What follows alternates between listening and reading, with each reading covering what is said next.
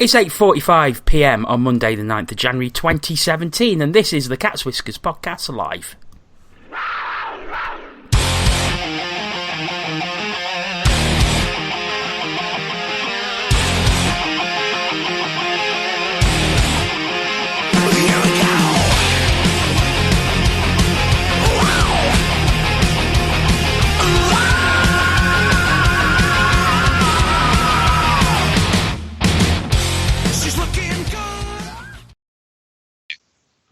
Hello and welcome to this week's Cats Whiskers podcast. We'll be looking back on Panthers games against the Braehead Clan and the Coventry Blaze, as well as all the other talking points from the Elite League. We'll also be discussing Panthers' decision to do a webcast from the Continental Cup in Italy, and we'll also have some of your tweets that you sent us about the weekend. I'm delighted to welcome along with me to discuss all that, Tina Taylor. Hiya. Antoine Marie Jeanne. Hello. And Mr. Paul Balm. It's not Mr. Hello. So, we will. It's not Mr. Hello. What are you, Mr. Goodbye? We'll be in a minute. We will crack straight on. Over to you, Ant. Okay, Saturday's game. I missed it, so I'm going to come to you guys now. We took on the Braehead Clan. 4-3 overtime win. The Clan going in after the first period 1-0 after Lee Baldwin's power play goal. In the second, Panthers turned it around. Big Brian McGrattan equalising with Matt Carter, putting us ahead. Mike Hammond equalised for the Clan in the third, followed by Jeff Brown taking the lead again for the Panthers, before Alex Leavitt tied it up with Robert Farmer, the game-winning goal in overtime. Now, John, I'll come to you first, because you never get asked questions first. How would you rate the game? It's not one that will live in the memory for a long time, I don't think. It wasn't the greatest game. I found myself, even though I was doing the Panthers Hockey Live coverage with Rob, it was a bit of a dull game, in my opinion, but all that matters is we got the 2 points, and at this stage, that is the ultimate. That's all we need to do. As far as I'm concerned, we don't have to put on a pretty performance. We just have to get the points, and on that score, absolute job done. Definitely. Tina, trailing 1-0 after the first period, without seeing the game live myself, was that deserved for the Clan? Were you worried going in at the end of the first? Yeah, I'm never really particularly worried about a 1-0 deficit. If it sort of goes on like that, then yeah, you do start to get a bit jumpy. But I don't know. I mean, there were chances both ways, I think. I mean, nothing that sticks in the mind as such. But I don't remember finishing, the first period finishing and being particularly concerned. And then obviously we got the 2 goals in the second, and it sort of made it a bit more of a game of it for the fans. It was.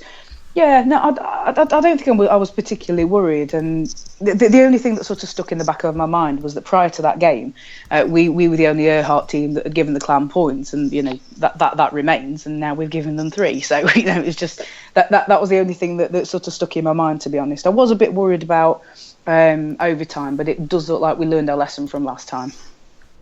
Cool, Paul. There was a couple of naughty hits throughout the game. In particular, Robert Farmer seemed to be on the receiving end. Still came up with the overtime winner. Firstly, what was your opinion on the hits that he was on the receiving end of, and what's your impressions of him as he's playing currently?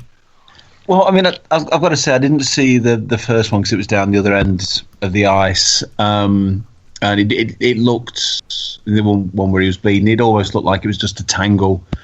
From where I was, and you can't really see it. You see the start of it on the highlights, and then unfortunately the camera angle means you can't see the rest. The one down our end, which was pretty much right in front of us. Well, to be honest, for a minute I thought I was watching the wrong sport. I thought it was rugby more than anything else. And he did well to get up from that. He obviously, when he was sort of tackling with Rosal after you can, especially from the highlights. Unfortunately, I can't lip read, But I'd love to know what Farmer was telling him. But watching the body language, you could tell he was, shall we say, less than impressed with what had happened. But I've said time and time again on here, the way he's playing at the moment is, he's up there with the best we've probably ever seen from him. It was nice to see at times Saturday night that he was getting that niggle back, he was. He was. I mean, like the clash with Rosehill, there were one or two other ones. The way, the way he sort of whistle stops. Don't touch me, get off me. I do like that about him. It's nice to see that coming back. But I mean, one thing I do want to say as well, that pass from Williams for the overtime goal is absolutely superb. The way he takes his time, he moves, he changes position, trying to draw the defenseman, and as soon as he does, the puck's to Farmer, who makes no mistake. I must admit, I mean, I've watched the highlights now. I was surprised by the amount of space that the Clan allowed Farmer. To give them, maybe they were watching what Williams was doing. I don't know. I mean, your thoughts on the winner, Jono? Decent shot? It was a great finish. I mean, it was straight in the corner. No chance for Zakowski in the net, but I think, like Paul says, it's actually the setup from Williams is just incredible. And I think this is the thing with 3-on-3 overtime, and the fact, well, we were on the power play as well, but Williams just has this ability to find himself a lot of time, even when he appears to have two or more people around him. He just seems to find space. He seems to find a pass, and I mean, you don't play 400 odd games in the NHL if you're not very good, and he was absolutely quality. Well, it's like we've said before. Who else used to make sure he got a lot of space to make time to make the pass? David Lee. Yeah.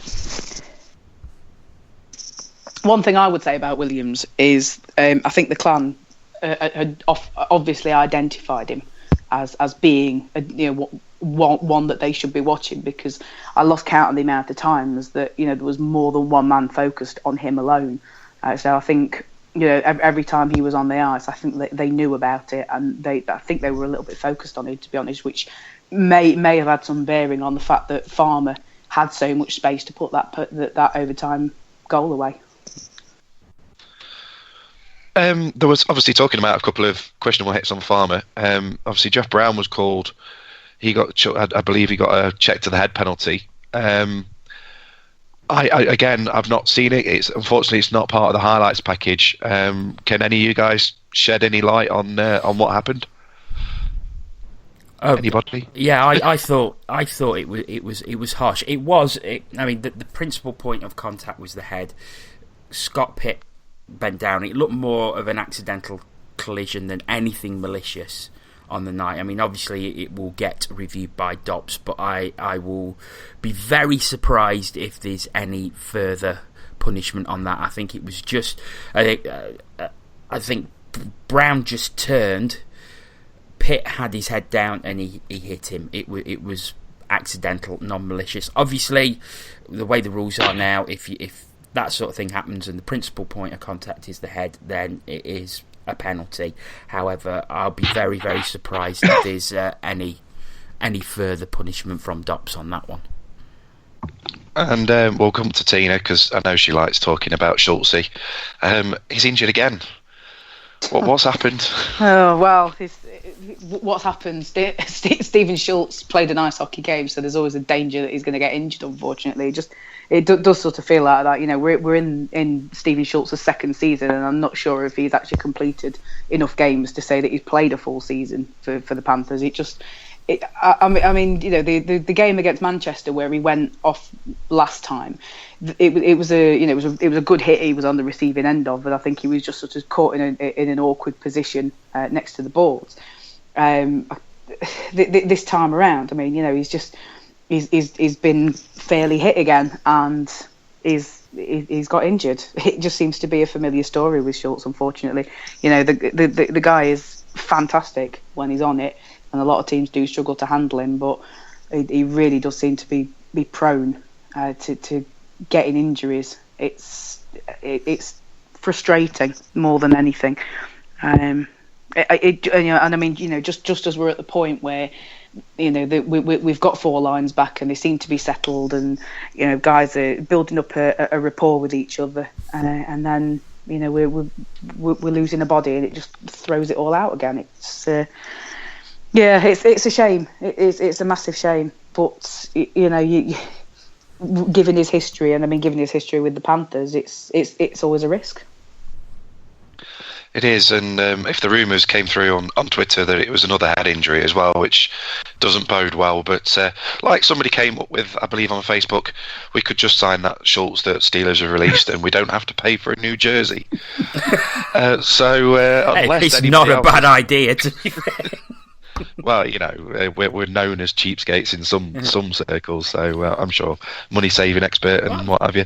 Unless anybody else has got anything to add about that game. Well, just on that Schultz point, I mean, I assume he's still available. I think he was serving out his 2-week notice with the Steelers.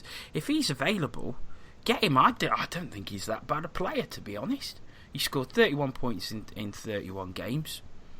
If he's available, I don't see any reason why we shouldn't get him on the short-term contract, especially with the weekend coming up. Well, yeah, he's a body, isn't he? At the end of the day, and I don't think he'd have been first on my list to be got rid of from Sheffield either. But come on, it's not like we're going to get a different shirt for him. We can raffle it off then. They'll probably make him wear one of those ridiculous penguin jerseys, dressed to the nines jerseys, just so they could sell that instead of with a little bit of his sweaty on as well. Well, yeah, if that's it, then I'll hand over to Paul. I was going to say, should we move on to Sunday's game now? Go on, then. Right. Okay, well, as ever, Panthers didn't start particularly well, letting Ashley Tate score, or Aspley Tate, as I saw him described yesterday, scoring in the 12th minute, and that was the only scoring for the first period. Gareth Klotz made it 2-0. We let Gareth Klotz score. Okay. Made it 2-0, and then goals from Farmer and Lawrence in about 4 minutes made it 2-2 in the second. There was no scoring in the third or overtime, and then Robin Bergman won the penalty shootout. So, I wasn't at the Sky Dome. Did I miss anything? It was a belting game. An absolutely brilliant game of hockey, end to end, entertaining, hits, goals, bits of niggle. It had everything. I mean, I was watching on the webcast, and just proper edge of your seat stuff. I thought it was a fantastic advert for the game in this country, and I know I said that Saturday's game was a bit dull. This was the polar opposite. It was a superb game to watch. I was thoroughly entertained at the end of it, and I think it was in a way it was a shame that one team had to come away with 2 points, because you couldn't separate them for me at the end. Just a great game of hockey. So what you're saying is that yet again I've picked the wrong one. Yeah. Yeah. Tina, would you agree with that? Yeah. I don't think I can disagree with it. I think that it was just a good game overall. I mean, when we went 2-0 down, I just thought, oh, here we go again. It's another night at the Sky Dome where we've actually reverted to form. We've got a good record in the Sky Dome this season. I'd already got my head in my hands, just go, oh God, that's it. It's going to come to an end. It's back to the doom and gloom of coming out of the Sky Dome with nil points again. But so if you had your head in your hands, did you miss our opening goal because it was only scored 10 seconds later? No. There was enough enough reset time for me to get my eyes back on the screen. Just to see the goals going in.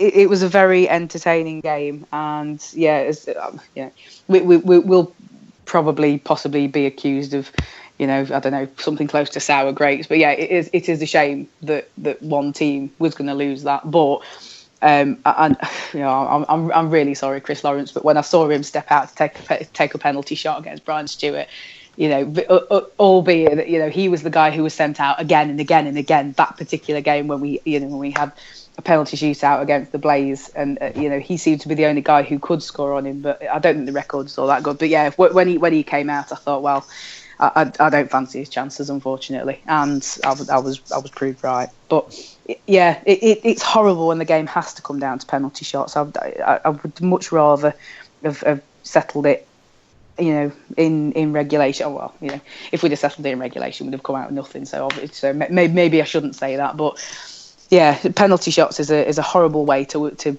settle a game like that. So, but that's where it is. So happy to come out with a point. You can't grumble too much at a 3-point weekend, and a decent enough game. Yeah. I mean, Corey Nielsen said after the game, Coventry are a well-organised team. We worked hard, and I'm proud that we competed as hard as we did. We did some good stuff. Would you agree with that? I do, actually. I thought we probably edged it with the quality of the goal-scoring chances we had. Thought Brian Stewart was excellent, again, as he usually is against us last night. I'm really sorry, I'm losing my voice, so I'll try my best. I must say it's the second game in a row as well that I thought that Robin Bergman stood out for me. I mean, everybody bangs on about Almeida and his cousin, but for me, Bergman was a quality last night, and those two penalty shots were just unreal. I mean, he basically undressed Mika for the second one, and as disappointing as it is to lose, to come out with 5 points so far this season in Coventry, that's brilliant. You'd take that, wouldn't you?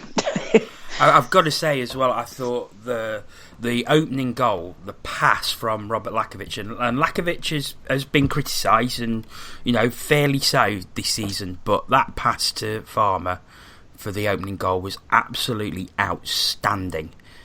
Just a beautiful pass, and all Farmer had to do was just tap it into a virtually empty net. It was a great bit of play by Lacko, I thought.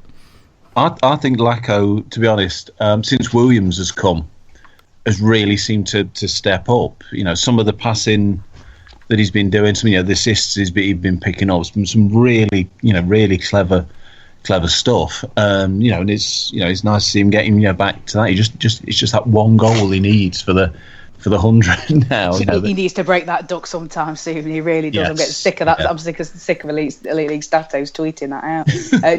Just to back up what you said, Paul, just had a quick look. It would appear that since Williams' arrival, Lacko's on 6 assists. So he hasn't got that all-important goal yet, but yeah, he's had 6 assists since then. So you see, I do pay attention every now and again. Talking to Brian Stewart, I'm going to delve into Twitter again. You know what this is like. It never goes well. He's taken to Twitter to say everybody whining about the nets coming off. All I can say is get real pegs for the nets. Doesn't happen in North America. I've got some sympathy for him there, to be honest, because I think in the Sky Dome you often see netminders criticised, not only the ones who play for the Blaze, but the opposing netminders as well, and they've basically got tiny little pegs to hold the nets in. Well, the slightest contact and they're going to come off. So I will give him a little bit of sympathy there. I think he's got a point. I mean, if you look at the goals at the NIC, they're actually properly drilled in with proper pegs, so they're very difficult to take off. So I think Brian Stewart's got a point. Well, Mika Wheatman thinks he's got a point because he's replied to him and said, yeah, basically. Yeah. I would like to point out that's the only reason I've read it. I don't follow Brian Stewart. I'm not. He should have gone to Billingham back in the 80s where they used to have like foot-long metal spikes that they dropped the goals onto. He wouldn't have been kicking them off then. To be fair, I mean, somebody tweeted the Blaze webcast guys this in the game in between Christmas and New Year, and their answer to it was they did a bit of research and they came back with apparently the ice surface in the Sky Dome isn't a proper ice surface; it's a temporary ice surface, which is why they can't drill down. It's not very thin. It's not very thick. Sorry, so they can't drill down far enough to put decent sized pegs in. Well, surely any ice surface. That's what they said on the webcast. Oh dear. I do. Are you the big blue tent in disguise? No, I have heard something about that, about the Sky Dome. It's something to do with the roof, because I think because it hasn't got a reflective roof, it's very difficult to keep the ice at temperature. So this is why they've stopped opening the main doors, isn't it? Yeah. So you used to be able to go in through Crosby's Bar, and you can't do that now. So everybody has to funnel in through the main entrance, which is an absolute pain in the backside. But if it's going to help the quality of the ice, then you just have to sort of suck it up, don't you? Wasn't there an EPL finals one year where the ice was actually melting? Yeah. Because it was full. It was a warm weekend. Yeah. And that was causing it to melt. So So maybe that didn't happen. Was a couple of seasons ago when there was the hole under the net that the puck went in and the goal got given. But it is what it is. I suppose it's just the nature of the building. Should we move on to some tweets from fans? Yes, we shall do. And we asked 2 questions. Thoughts. Yeah. Thoughts on the 3-point weekend and 16 points out of 18. What do you think the reasons for the recent superb form? And we'll discuss this amongst ourselves as well. So Daniel Knowles, I think he just answered the second question. He said, close to settled lines, no coincidence for me, still shuffling but only when needed. I mean, Tina, I've noticed that there does seem to be a settled line, especially that McGrattan Farmer Lawrence line seems to be doing the business. Yeah, well, it's doing the job that you'd expect those bodies to do. Basically, if you were to sort of give them a line, you'd probably call them the energy line. I mean that tends to be the 4th line in NHL hockey. But I don't think they're playing too much less in terms of minutes than everybody else. I think there is a fairly equal share going on. But yeah, that's definitely. That's definitely the line, and I did notice that we had a pairing up of Williams and Schultz, which was that had obviously that obviously bore fruit, and also interestingly Carter, Brown, and Betteridge. They seem to have been a settled line. And when we were still missing bodies, that Brit slot was being rotated between Lacko and Ollie. But it seems, for the short period where we've had, 4 lines that we've been able to ice again, it seems to have been that Ollie has remained on that line and Lacko has been going on the line with Moran. So yeah, we do seem to have been seeing some guys who have been able to build up a bit of familiarity with each other, which is it's good to see. I mean, personally, I'm obviously I know nothing about coaching a hockey team, but I'm a big fan of it. Okay, sort of backing that up, David Margison, he says 1, very pleased with the 3-point weekend. 2, secondary scoring, and I suppose that he's got a point there, Paul, because it does seem to be that the goals are being shared throughout all 3/4 lines that we've got. Yeah, I mean, you only have to look at, I think, I forget who it is, no doubt Tina will tell us, but our highest scorer in the points table is 18th. In some ways, you look at that and you think, oh, that's not very good. But in other ways, you think, no, that's because it's spread out across the team. One of the things I noticed about you've only got to look at the clan, yeah. Go on. Is he gone? Paul, are you still there? You went all funny then. You sort of slowed down. Oh. I'm saying you've only got to look at Braehead, where they've got Pitts, they've got Leavitt, they've got the other fella. That's the one. And the one you couldn't remember last week before anybody writes any complaints. But pretty much everything seemed to a lot of their offence seemed to come through them, and that's a lot easier for a team to deal with. But if you've got goals coming from everywhere, that means the opposition have got to be on their game every shift. I just wish we scored more of them. Yeah. Okay. Fabian Martin, he says... Is everybody else gone now? Yeah, he says, okay. Jason Williams, he's unreal. And, well, we've talked a lot about Jason Williams. Richard Martin, he says, on the 3-point weekend, he's very happy. Number 2, locker room cohesion developing into on-ice teamwork. Not always pretty, but currently effective. Do for me. Ant, do you think that's fair? I think I've long said that we can win 1-0 with the most ridiculously deflected goal off somebody's backside, and I'd be happy. But yeah, I mean, you've mentioned the pairs, if you like. We've got settled lines now. It does look good. It looks really good. It's promising. I just hope we don't get no more injuries. Right, that's a fair point.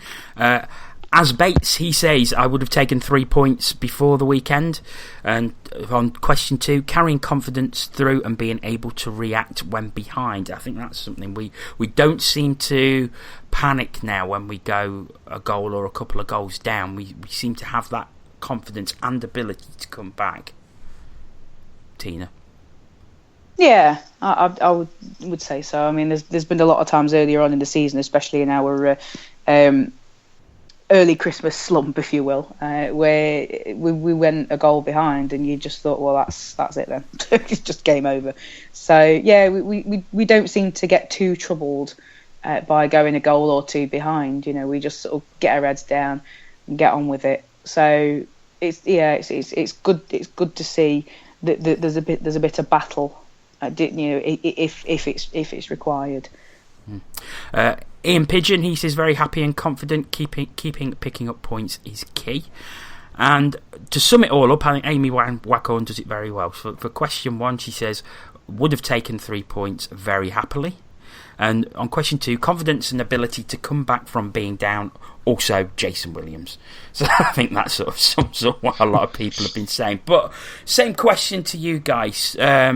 Mainly question 2. So 16 points out of 18. So what do you think are the reasons for the recent superb form? And Paul, I'll start with you. I think having that, keeping the line settled where possible helps. I think there's been a certain amount of sort of battling against adversity, and that can bring a team together. We've lost the bodies, we've lost the players. Arguably, we've not probably looked quite as good, I don't think, since Dimmon's come back. We're talking all the time about, I've got to get the players back, and then we've not looked quite as good. But just to pick up on a couple of things that have come in, we've had another tweet from Nick Upton, who says the answer to the question is that he's wearing his Panthers hat indoors. Well, at least that's according to his missus. I mean, I was always brought up, never, told that it was impolite to wear a hat indoors, but if it's working for him, then yeah, keep it up. I'm retweeting that on our Twitter feed at Cats36TV, so you can see the hat in all its glory and actually understand what I was talking about. Yeah, and I mean, what Richard Martin said, locker room cohesion developing into on-ice teamwork. That sounds like it should be painted on a wall in a dressing room somewhere. It's a bit management. It does sound like the sort of thing you find in your usual HR department, to be honest. Yes, but so Tina, your thoughts? Well, I don't know if I can add too much to that, to be honest. It's we've had a funky period where we've been missing bodies and we've been struggling to compensate for that, and we probably could have done with some replacements coming in, and they didn't come. So I think as soon as we've sort of adjusted to that, and we've started to get bodies back, and Williams has understandably given us a lift. I mean, the guy has made a big impact. He's on 4 goals and 6 assists in 7 games. So it's a massive contribution in a short space of time. So there's all sorts of things, but it's just a shame now that realistically, I don't think we can count ourselves in as title contenders, but we can have a say in where it does go, and we've got to keep the morale of the fan base going. There's no point just lying down and rolling over just because we're not going to win the league title again. I mean, we're Nottingham Panthers. If we're not used to missing out on league titles, then I think you need to have a look at yourself. Basically, we know that we find it hard. We've talked long and hard about why and all the reasons that go with it, but we know we know.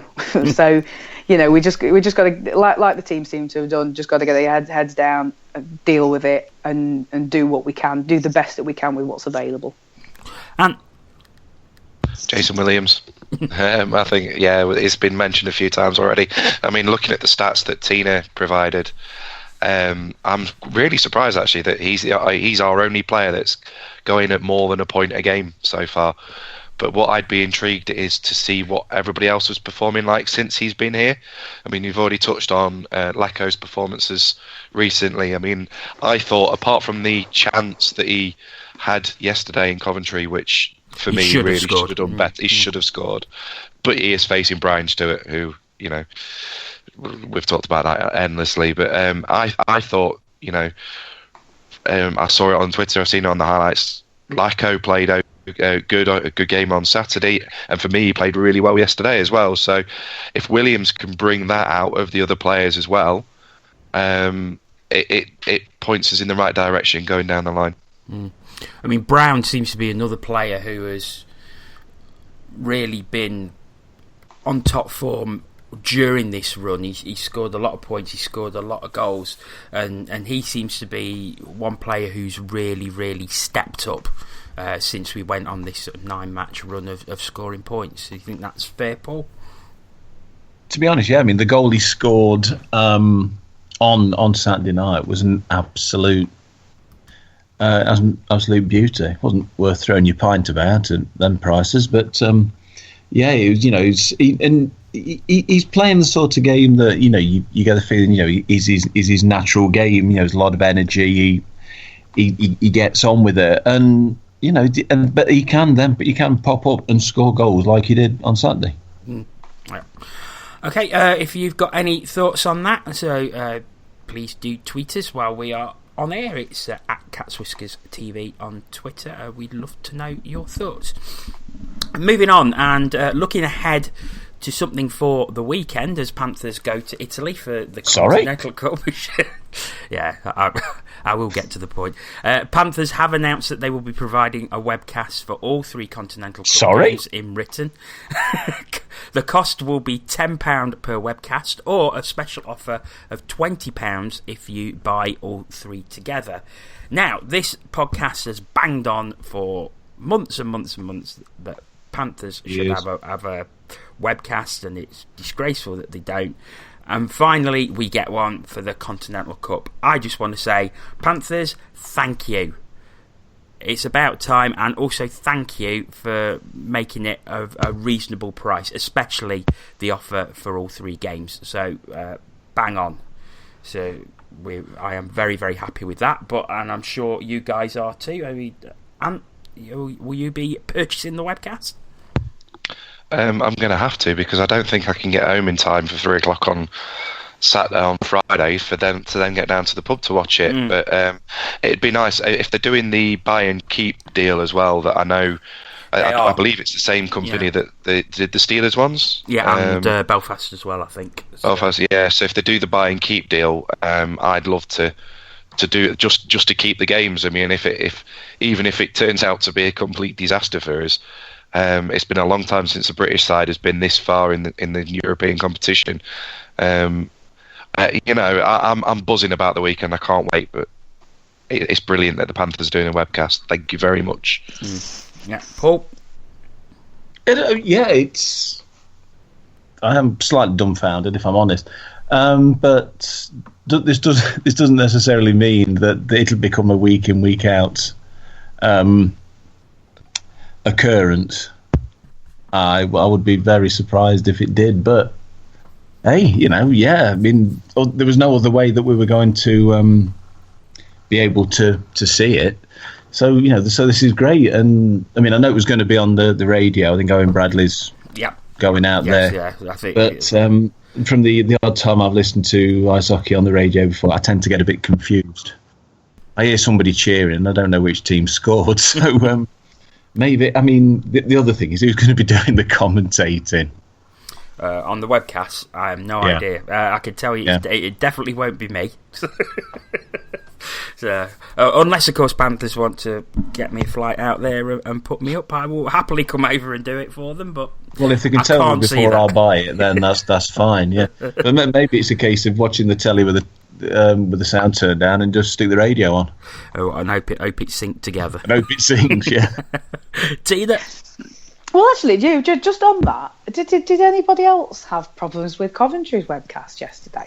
I didn't. I mean, it's not a complaint as such, but what we were finding is that the audio was about 11 seconds ahead of the video, so we were finding out what was going on before we actually saw it. It was a bit odd. To be fair, Minority Report. I saw a lot of tweets about it. That a lot of people had a similar problem, but mine was absolutely fine.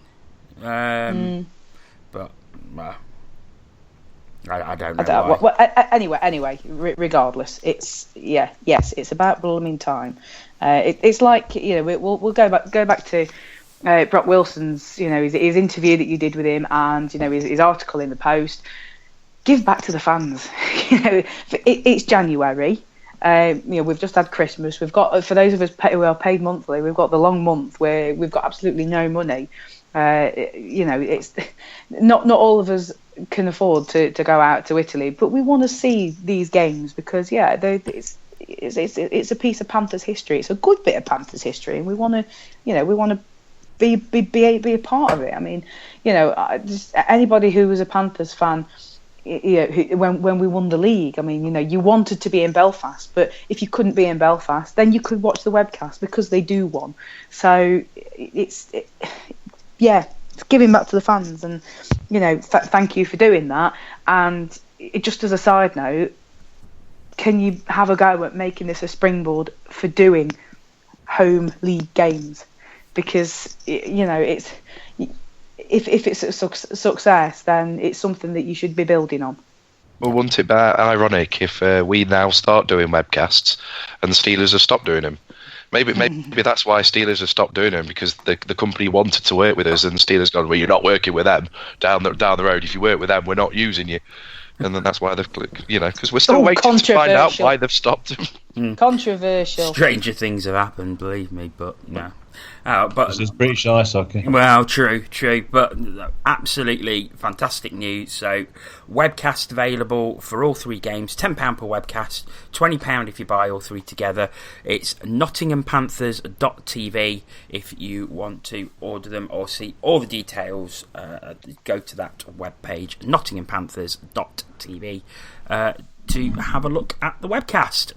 I think the Saltbox and the Legend are showing all three webcasts as well, I believe, as well. And I believe Nicky at the Bunkers is looking into seeing if he can show them as well. So watch this space.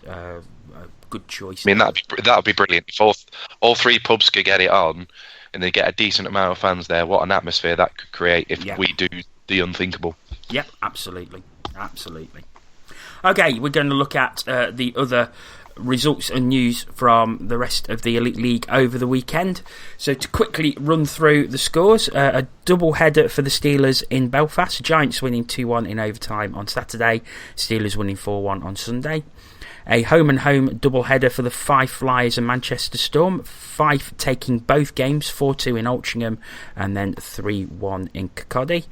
The Cardiff Devils played Coventry on Saturday and lost 4-3 to the Blaze in overtime.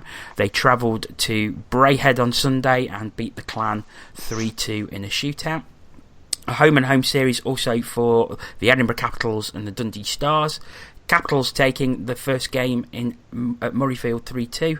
Stars getting revenge the following evening with a 6-0 victory. So they were all the results from the weekend. Some of the talking points. Kevin Noble. And this is from the Devils Blaze game on Saturday. If you watch the highlights from Icetime TV, it's about 3:30 of the highlights, and he appears to go low to make a hit, which looks possibly a bit like a submarining. I mean, we've all watched the video, so I just want your thoughts. There's been a lot of debate about it on Twitter and Facebook and other areas of social media as well. So, Paul, I'll start with you. Your thoughts on it? Well, the main thought is I think we ought to give Kevin Noble his own slot on here.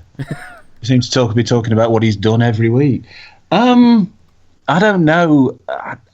I've watched it and I've really got no idea what he's trying to do.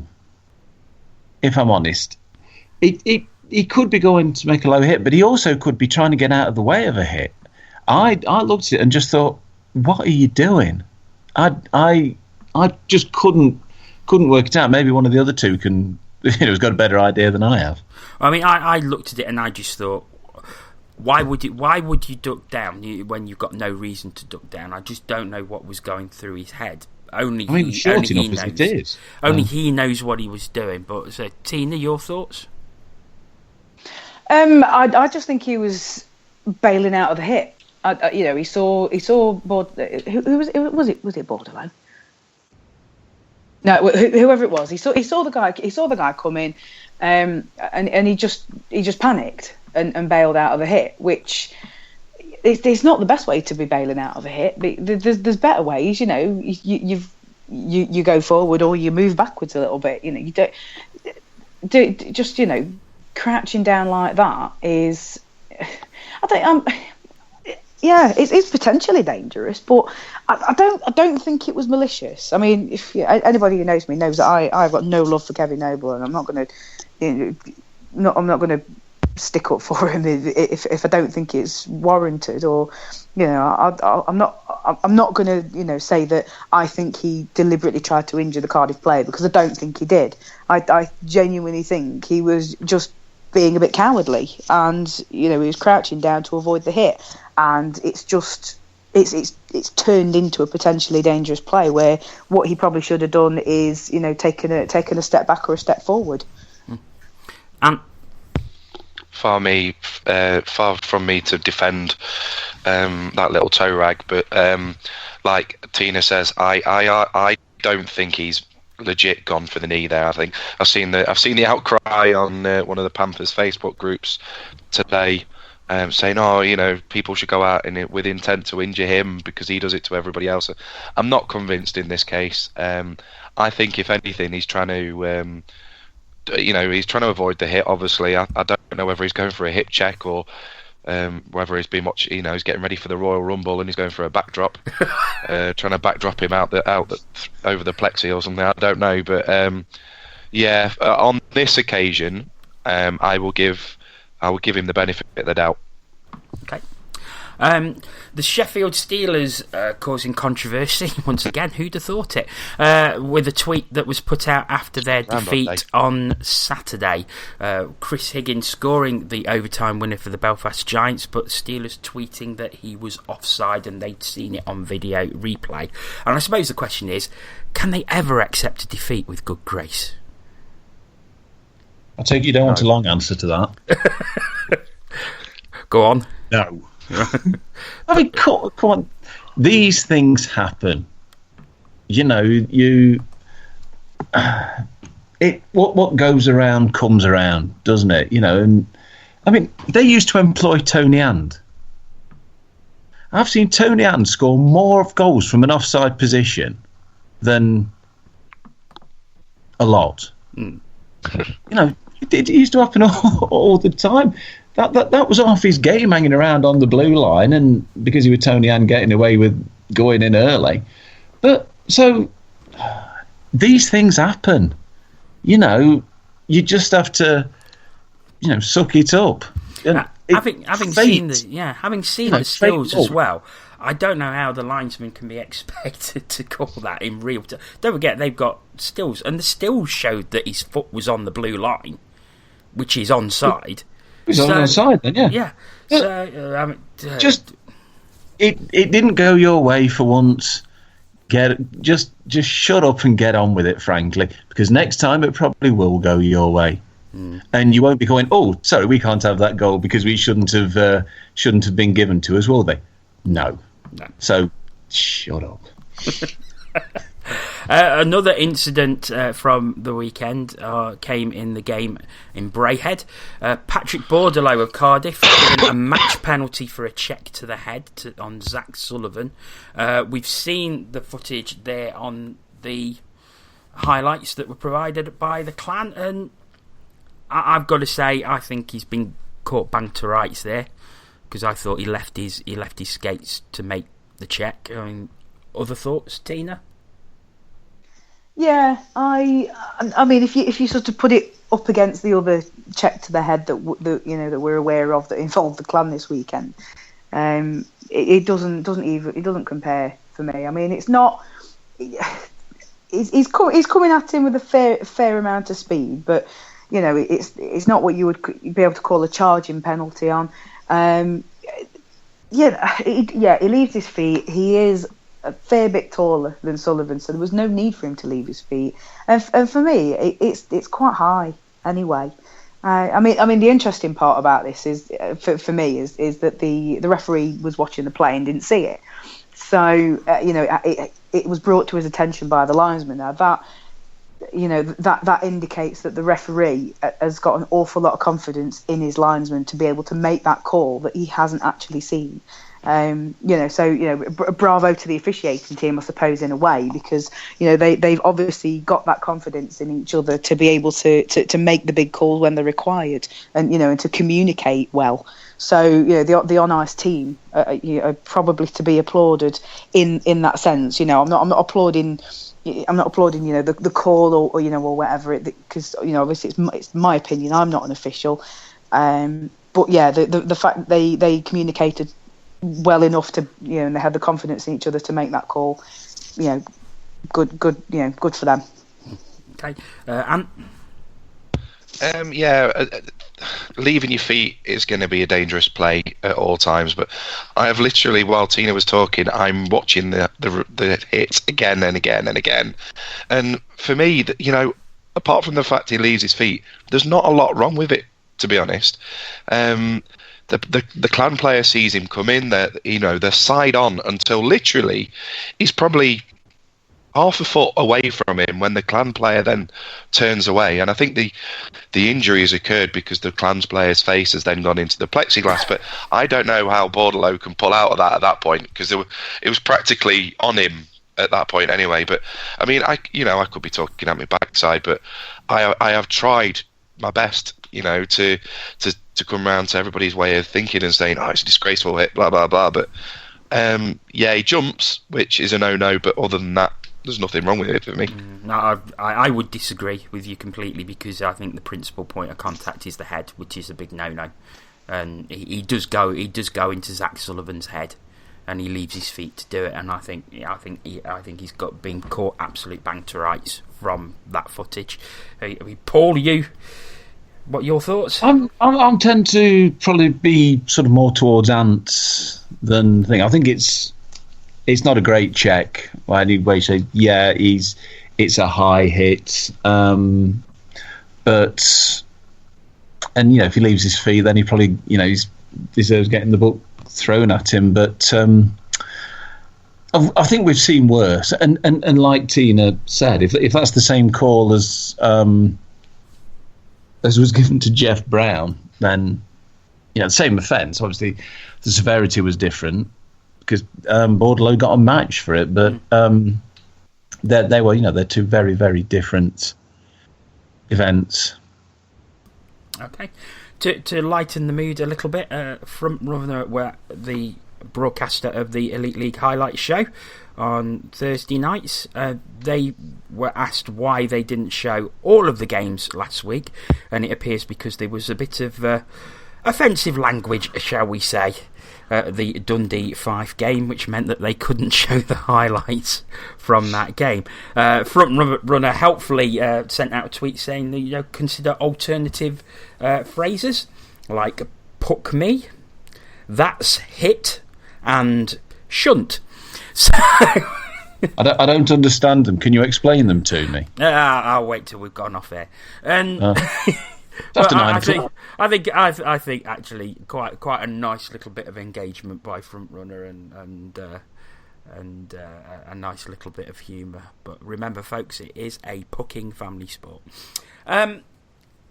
Just on one other thing before we finish, it's been announced tonight that the Manchester Phoenix of the EPL are to leave their temporary home in Blackpool and will be seeing out the season at the rink in Widnes. No news on whether they will be competing next season as yet. However, all of their inputs have been released and they will be continuing the season with an all-British team. I mean, I've not really been following the situation in Manchester that closely, but it's always sad when a team is close to being folded or in financial trouble. But Tina, this just seems to be something of their own making.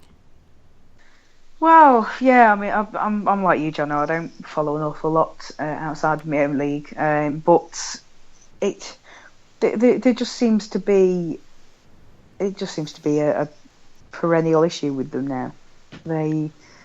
We can't go many months without hearing about some sort of issue with the Phoenix. I mean, they're not alone. I've heard sort of whisperings of other teams in the EPL having problems. I mean, didn't we hear recently that Telford have got they've got issues of a financial nature, and I believe that's been sorted now. So yeah, I mean, but it was still there, wasn't it? I mean, it doesn't just go away.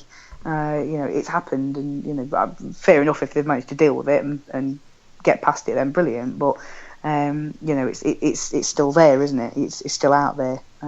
Your dirty laundry has been aired, and one of the teams down south was having problems paying the players or something. So it's a really sad state of affairs. And again, it's the fans. Who suffer, the players, because I mean they're possibly going to be as much in the dark as the next person, and they're going to be wondering if they're actually going to get paid or not, or have a job. So it's good that they've found themselves somewhere to play for the rest of the season, because having a Manchester team in Blackpool doesn't really sit all that well. Okay, Paul. Yeah, I mean, to be honest, I don't follow ice hockey pretty much outside my own club, never mind my own league. But I mean, at one point, it's a good thing that they're, well, as far as my bad grasp of geography, I think Widnes is closer to Manchester than Blackpool, isn't it? It is, yeah.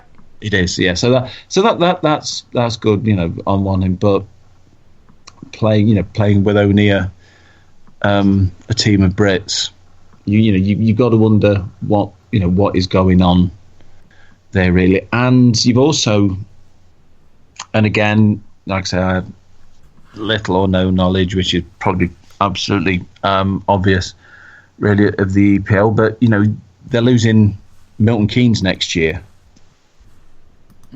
as well. They're moving up to the Elite League. So how does that affect the league? But whilst, I mean, sport is obviously a very emotive thing, you want to keep clubs going, but sometimes, and for the fans, and maybe some people from that league listening going, oh, look at the Panthers fans in their ivory towers, they don't know, and they've got a point. We don't really know what it's like to them, but there has to become a point where people have to look at the financial viability, and is it does it work? Can it work? That is the unfortunate reality. Okay, and I apologise for everybody. I'm just upset now. Okay. Sorry. I've just picked up something on my Twitter feed. Is it the Jacob Heron? Yeah, statement? that's the one. Yeah, I mean he's actually, I've just been reading that. Yeah, he's a former Phoenix player, and he's actually dropped down the league and got. He's now playing for D-Side Dragons. So he's obviously got some grievances that he wanted to get out there. Yes, if you want to have a read of that, check out his Twitter. It's at Jacob_Heron62. But yes, it's quite a long statement and quite damning what he writes there on the whole Phoenix situation. Okay, I think we will leave it there for this week. Ask TCW will be back on Wednesday. If you would like to send a question for us to discuss, you can do. Easiest way is via Twitter at CatsWhiskersTV and use the hashtag @TCW. Other ways you can send questions to us on Facebook. There's the TCW Facebook page, which is facebook.com/thecatswhiskersonline, and drop us a message there. Via email, it's tcwonlinetv@gmail.com, or leave one on our dedicated thread on the Cage forum. So get your questions into us, and Aaron will be back hosting that on Wednesday evening. All that remains to be said for tonight is thank you very much to you for listening, and also thank you very much to my co-host this evening, Paul Balm. Yeah, me and Ant's taking over next week. That's it. You're gone now, Bullard. We don't need you anymore. Well, it looks like this will be the last Cats Whiskers I will be doing. So.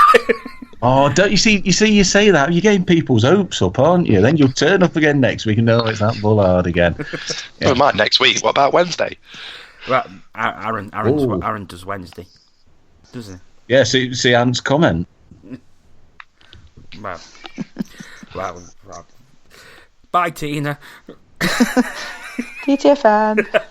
And thank you very much to Antoine Marie Jeanne. It's been a pleasure. Take care, guys. Okay. Take care, listeners.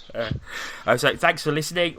We will be back on Wednesday live at 8:45 PM with Ask TCW. Until then, bye bye.